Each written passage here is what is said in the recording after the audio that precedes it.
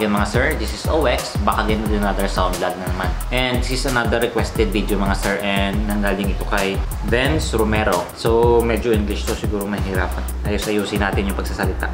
Master, it is possible I will use that power amp for 2 output, channel A for bass speaker and channel B for mid tweeter speaker. So yan yung tanong niya is kung gusto niyang gamitin yung power amp niya or yung single power amp sa channel A for bass speaker and yung channel B as tweeter or yung mid-high na gagamitin niya. So may technique po dyan paggamit, and magbibigay akong dalawang method sa pag-split ng signal. Sa channel A is bass and sa mid-high naman yung sa channel B. And may dalawang equipment tayo na kailangan gamitin, which is yung una is yung sa unang method is yung equalizer, and yung pangalawa is yung crossover. So i-demo natin lahat yan. So stay tuned na pagkatapos nito sir. And shoutout na rin pala kay David KPH sa pagsubaybay sa channel na to. So thank you sir. Yung nga lang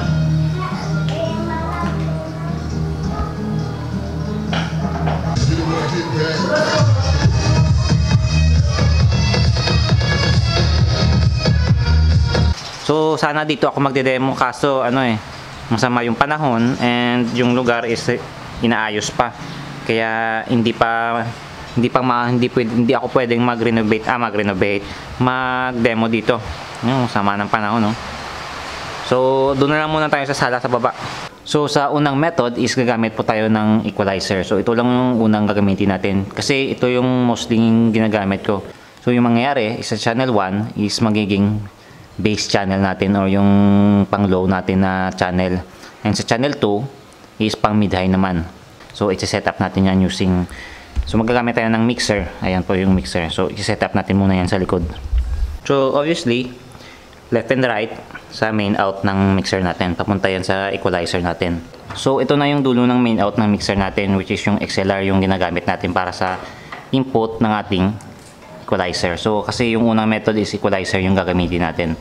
So yung mangyari, yung left channel is lagay lang natin sa input kasi ito yung gagamitin natin pang bass.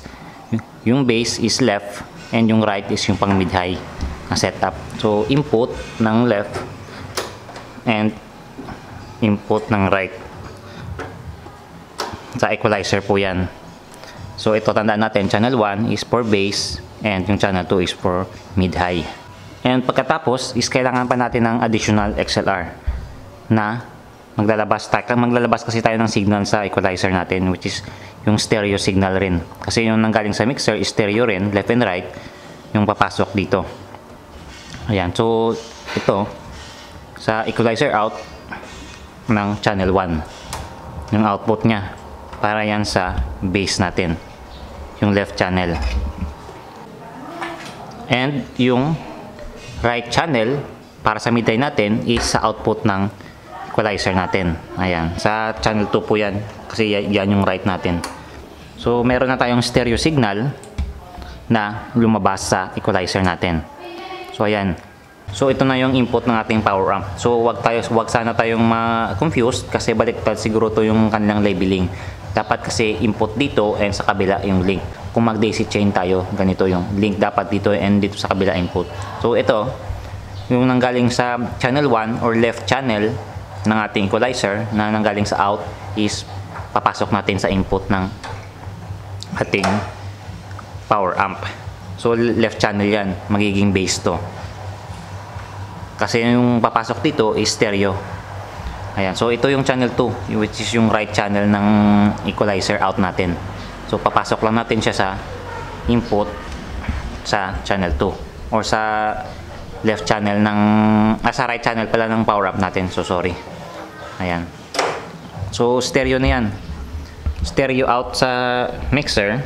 So oops, overexposed. So ayan, stereo out, left and right, papasok sa equalizer natin, which is stereo rin dapat, is magiging left and right input, stereo input and stereo out rin, left and right rin yung output nya na nanggaling sa equalizer natin, and stereo input rin sa power up natin. Ayan, left and right rin dapat. Tapos ito lang yung nagbago sa settings natin, which is yung kaniyang selector, yung mode selection nya. So ito yung pinaka-importante sa lahat sa setting sa power up natin. So una, dapat is i-pass natin siya. Kasi para malinis yung signal or full range yung frequency na lalabas sa power amp. And then, i-select natin siya sa stereo. Kasi gagamit tayo ng dalawang channel na i-separate natin. Kasi ito yung purpose ng stereo, i-separate niya yung channel ng left and right. So kasi ito yung setup na gagawin natin. Yung left channel is bass. Oops. And kasi yung left channel is bass and sa right naman is yung mid-high. So i-set lang natin siya sa pass, sa walang filter po yan, pass and stereo. So okay na tayo dyan. Balik tayo sa i-set up na natin yung speakers natin. Sa channel A is gagawin natin bass, as I mentioned palagi. Kailangan natin ng speak-on wire or kahit anong wire, pwede tayo basta connect lang natin sa channel A or channel 1 yung ating bass speaker. Hindi ko connect natin yung bass speaker natin sa kabila. And ito naman para sa mid-high natin. So yung mid-high kasi natin is hindi naka-speak-on. Low budget ka lang tayo. So ito lang muna yung gagawin natin. Strip wire lang. And i-connect natin siya sa channel B, which is yung mid-high natin. So ito, tamad mode na binding post. Ayan, salpak na lang natin. Ayan, kasi okay rin yan kasi temporary mo lang na demo to. So ayan na, ng channel A for bass speaker and channel 2 ipitan natin, or channel B again, channel A for bass speaker and channel B as mid-high na speakers natin, or yung tweeter mo pwede rin yan. Pero dapat may crossover yung kung gumagamit tayo ng mid-high, kailangan ng crossover para hindi madaling masira yung mga speakers natin, kasi medyo mas stress yung speakers natin pag power amp yung ginagamit natin or walang sala na frequency. So ito yung ilalagay natin sa ating so pasensya na, makalat yung lugar ngayon. Saan yung kape ko? Gusto ko munang mahigop ng kape. Sarap. So for the demo, ito yung gagamitin natin as bass speaker, JH157. Ayan, okay na yan. Ayos. So ayan, bass speaker and mid-high. Pwede tayo gumamit ng dalawang mid-high, pero dapat kasi magda-drop resistance yan kasi kung magparallel tayo sa dalawang mid-high. So isa lang muna gagamitin natin. Pero pwede yan, connect natin siya in parallel kasi pwede natin yang i-link. And for the sub, kung gusto natin magparallel is kung magda-drop resistance siya, is bantay-bantayan na natin yung tamang pag-match ng kung gusto natin mag-connect ng multiple speaker as sub. Makulit naman to yung kortinang ito.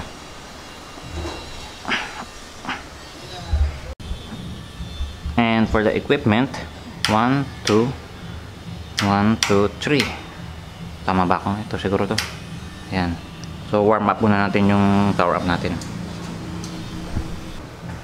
So as for the setup, ito na yung setup natin sa equalizer.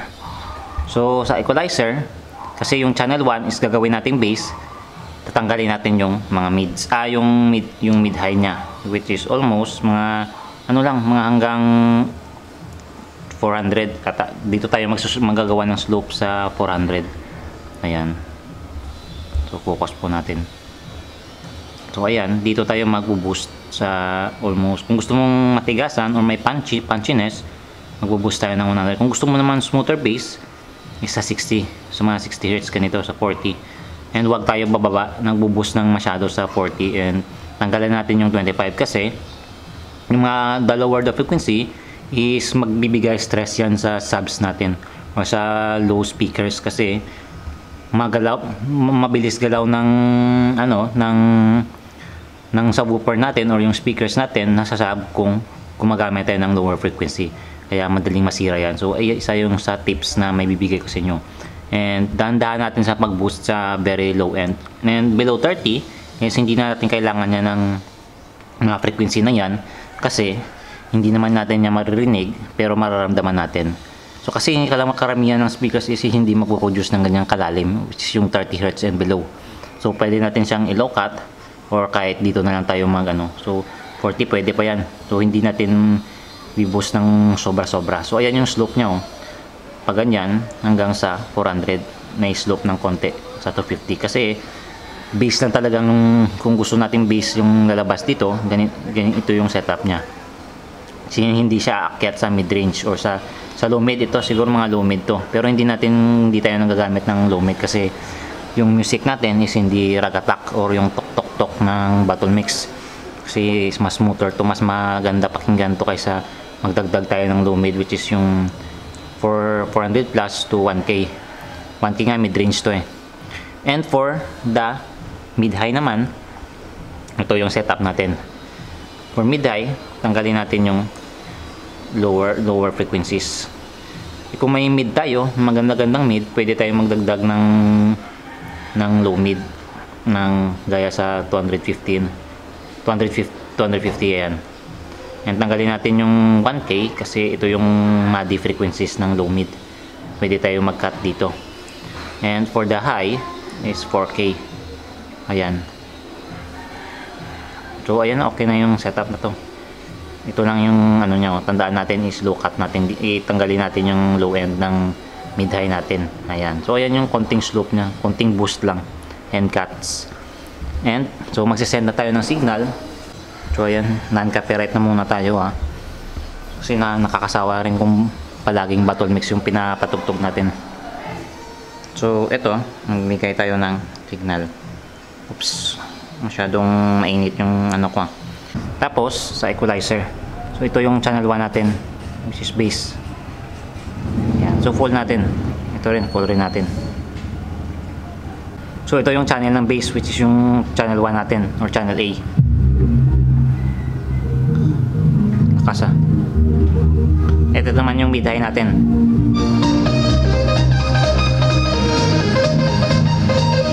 Masyadong mainit yung signal natin.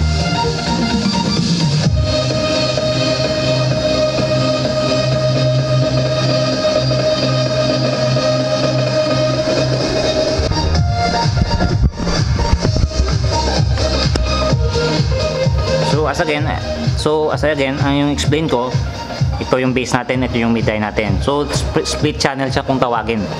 So punta naman tayo sa isang setup natin which is yung gagamit tayo ng crossover. So kung sa crossover naman is kailangan na natin palitan yung input natin na nanggaling sa mixer out. So kung crossover yung gagamitin natin is kukunin lang natin yung input na ganito which is yung nanggaling sa mixer, yung left and right. Kasi yung sa crossover kailangan natin ng stereo input rin, left and right rin yan.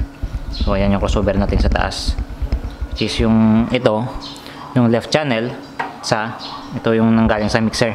Sa mixer to nanggaling yung kulay blue. Connect lang natin siya sa input ng channel 1 sa crossover natin. Ayan yung input niya. Yan. Sa pangalawang method na po tayo which is yung gagamit tayo ng crossover sa pag-split ng channel. And yung channel 2 na nanggaling sa mixer out sa right, i-connect natin sa channel 2 ng ating crossover. So ayan yung crossover natin sa channel 2. Ayan.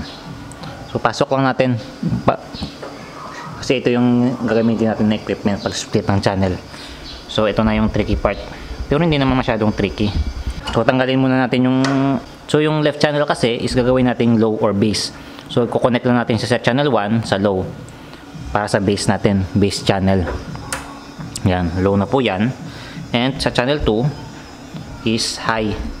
So maraming wiring na so ayan high na. High po yung kukonek natin sa channel 2. So ito yung XLR na ginamit natin kanina, pero i-connect natin siya sa ayan. So connect natin siya sa high kasi yung channel 2 gawin nating mid-high. So kasi sa mid-high kasi gagamitin natin yung high na channel and hindi sa mid para mas maganda yung results niya. Ayan. So meron na tayong output sa crossover natin which is yung left channel. Ayan, low. Pero hindi po siya stereo kasi single channel lang yung ginagamit natin. Sa channel 1 is low and sa channel 2 is high. So ayan na yung na-split na yung channel natin. So ito, yung kulay green nasa low, is ko-connect lang natin siya sa input ng power amp natin. Yung input kasi ng power amp is low sa channel A or channel 1. Ayan. And channel 2 sa mid-high is sa pangalawang channel, which is yung right ng power amp sa input. Ayan. So pandarin na natin yung crossover natin. So sa crossover settings naman is yung una sa channel 1 po tayo, kasi ito yung sub natin or yung low. Sa low, sa settings is pwede tayong magdagdag sa 200 kung gusto nating matigasang bass, pero okay lang sa 90 lang tayo para mas smoother yung bass na lalabas sa ating MCB. And sa mid-high naman, kasi ito yung mid-high natin, which is yung channel 2. Kung gusto mo ng maraming mid-range is dito tayo sa 480 Hz, kasi the lower the number nito is may mid-range na kasama. Kung taasan naman natin hanggang dito 2K is mga tweeter na lang yan, and very konting mid-range na lang maririnig natin. Kung 7K naman, tweeter na lang yan, or yung harmonic or yung upper frequencies na lang. So sa settings na to, kasi may mid-range tayo, gusto nating ilagay sa 480 para may maganda yung low mid natin. So levels, ayan. So pwede nating set ito natin, pero kalahati lang sa demo na to. So ito yung levels ng channel 1, which is yung high, and yung low natin sa channel 1. So channel 2 pala is high, and channel 1 is sa low. Tandaan natin yan. So nakakagulo, no? So ito, hindi na natin kailangan galawin to, yung dalawang ganito, and yung dalawang rin yung ganito, yung mid-range and yung low. So set na yan. Sa ano naman tayo, sa power up naman tayo magbigay ng signal. So okay na yung signal chaining natin, pwede na tayo mag-play ng music.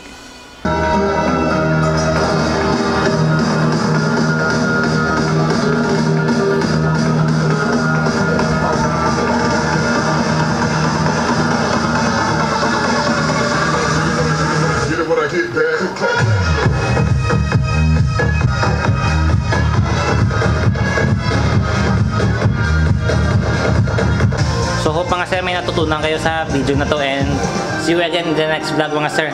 Keep on requesting lang.